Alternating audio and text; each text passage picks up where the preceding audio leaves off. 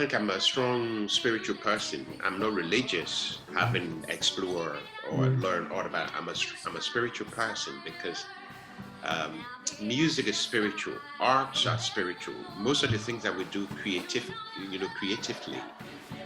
are things that are beyond our day-to-day knowing. It's an inspiration that comes to you, and you do that.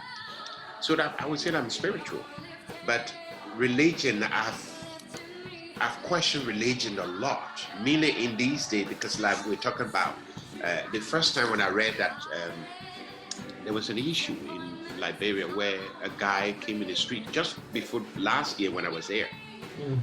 Was it last year before, whenever, anyway. And this guy tried to say Jesus was black. They nearly killed him.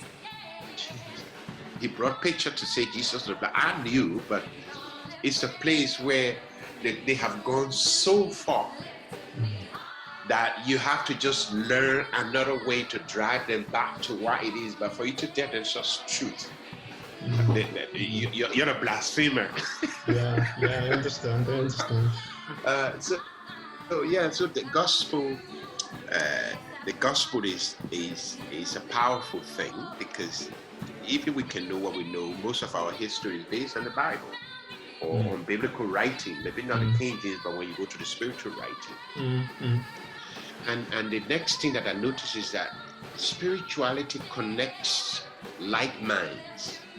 You know, if you have to sing spirituality with somebody, you're connected. Of course, those who are not spiritual, they'll say, "Oh, I get on with that person," or I get on well with that person. But I would put it as spiritual, because if you don't share the same direction with somebody, it's not something that is easy.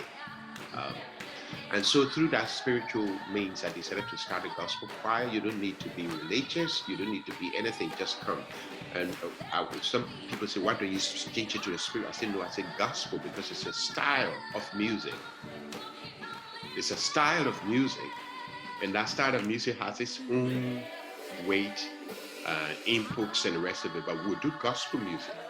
Very interesting the way you talk about gospel music, because in some parts of Africa, and even to an extent here, they would see gospel as being something that you have to be very dedicated to. It's almost like, you have to be that person who's part of the church system. And even some artists, I have a very close friend who deviated from gospel, and then he brought out a more kind of Afrobeat sound, and everyone was like, "Oh, what have you done? You're a blasphemer." So it's interesting that you have a different way of looking at gospel, which seems to be more about, gospel has a lot to bring people together. It has an important message about challenging injustice. And if you think of the Negro spiritual you talked about earlier, it really was gospel music that inspired people to stand up and say, actually, look at Exodus. There's a new way of looking at this. You slave owners aren't using the Bible properly. So in a way, you take the message of gospel, but you don't need to take everything that comes with it. Well, you're right. The interesting is that a lot of people attended the choir. A lot of people became member of the choir, and some will come say, "I'm not religious. I'm not church thing." And the way we do it is that we don't pray. We pray occasionally because some member want to do it, but it's not something we do like a routine, because the problem here is that when you talk about religion, it already has barriers in people's minds. So we don't want to increase that but if you sing from your heart, and if you sing those songs and those melodies, those harmony, we don't need to pray. You already will be praying within yourself, It's interesting. Because music can do more than you and myself, because it's not invasive. Somebody can listen to you and they want to listen to you, or somebody can listen to you if they don't want to listen to you, but you let the music do what it does, either through the lyrics, the melody, the rhythm, the pitch, or whatever. And that's what we did with the gospel choir for 16 years. And this year, I've been doing some online workshops, online getting people involved, but more of my friends around me. So basically, I'm going to start a gospel choir live again when the studio is completed. And we want people to come on board because gospel music is where love is where energy is, where joy is, because you're singing differently, you know. I hear that. Yeah. And I guess that gospel music also has probably helped you to integrate and to feel part of the Glasgow wider community. Yeah. Music was a way of bringing you together and bringing more people together. But the music, I think it was through the gospel music that I wrote this song that I've mentioned before, People That People Abolation. Because through the gospel music, you begin to share the same mind, the same heart. I mean, somebody cared for me just as much as my sister would have, or my brother, or somebody else. And these people taught me that the world is just round, you know, it doesn't matter what color, whatever, you know, people can be nice. So basically through the gospel choir, I began to see more. But one thing I noticed the gospel choir is the gospel is restricted to is that we want people to come to church to listen to it. So I know I'm not going to church. I'm going to go wherever I can. I'm not the Bible batching, the calling, not, but put the gospel music in any other music.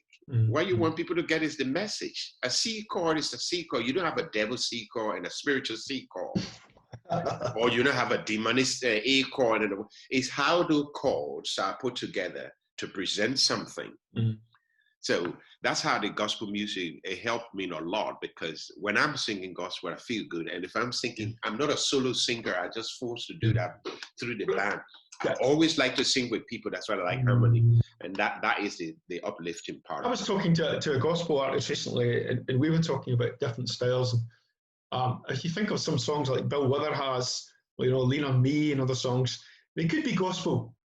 They are. It's about love and compassion, but it's not necessarily, you know, coming from a faith background. Well, who knows? But there are, you know, I think coming back to the music of Zuba and the gospel choir, it's interesting to me. Although there are different styles of music, we can talk a little bit about them. But they all have a very positive message. All your music is really about giving hope. I feel it's about giving hope to people, but it's about having a message. It's about challenging some kind of injustice that's going on, but not to get too depressed, but to see that there is light, there is hope. Even songs like Abolition that you write, you still manage to achieve that kind of hope in your music. Is that something that you set out to do? Do you want to take someone on a journey somewhere that at the end leaves them?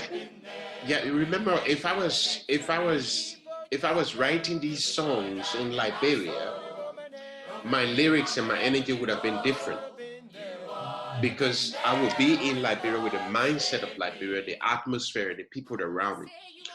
But because I'm in Scotland, around me are not all Africans anymore.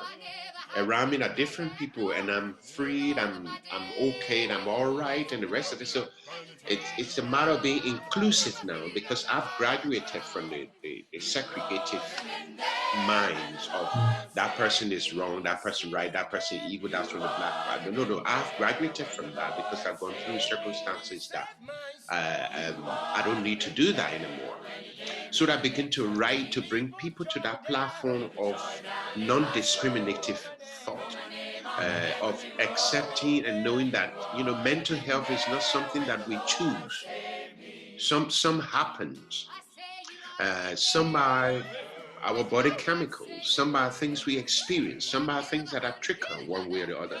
Some are things, you know. So it's only by thinking of hope and creating an avenue where hope and the future of hope with young people can be exercised. That was the only message now, because what am I going to talk to? And what am I going to approach? Because the people we need to approach is the one that Black Life is approaching now. It's the core system. But every other person on the planet are aware that we have to go this way. So we've been shouting that, come this way, come this way. And it's what the LIFT project is about. We want to bring young people, old people, experienced people to Liberia for a short period of time with a set project. If we say we're going to build a school in 3 months, you go there and build a school and present the school before you come back. If we say we're going to do a farm, you do the farm and come back, because I have an experience of working with Team Mission International in Florida. Summertime, we'll go and collect thousands of kids and take them out for that 6 to 8 weeks. People pay for the church, they pay for the road, and we take the children build the roads, they build the churches, they build the schools. And I did that in Liberia before leaving Liberia.